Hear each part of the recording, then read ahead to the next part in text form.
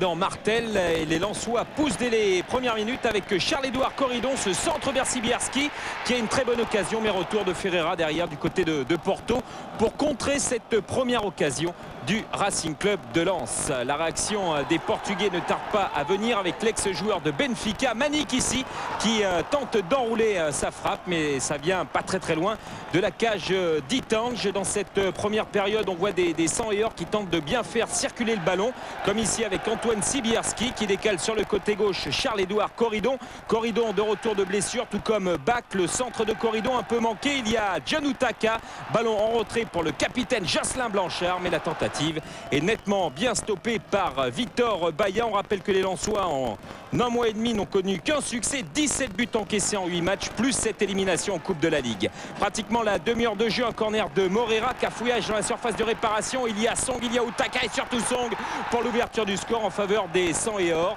L'arbitre slovaque aurait pu siffler une faute sur Victor Baillat, mais en tout cas, tant mieux pour les Lensois, tant mieux pour le football français. C'est bien Lens qui mène à la mi-temps sur ce score de 1-0 face au Football Club de Porto, sous les yeux de Jean-François Domergue, l'entraîneur havrais, qui sera présent également dimanche, puisque le Havre jouera la 19e journée du championnat de France de Ligue 1 ici au stade Félix Bollard face à Lens. Retour des vestiaires, on retrouve Manique, puis le FC Porto avec Elder qui va s'infiltrer ici. Cette tentative qui est boxée par Itange.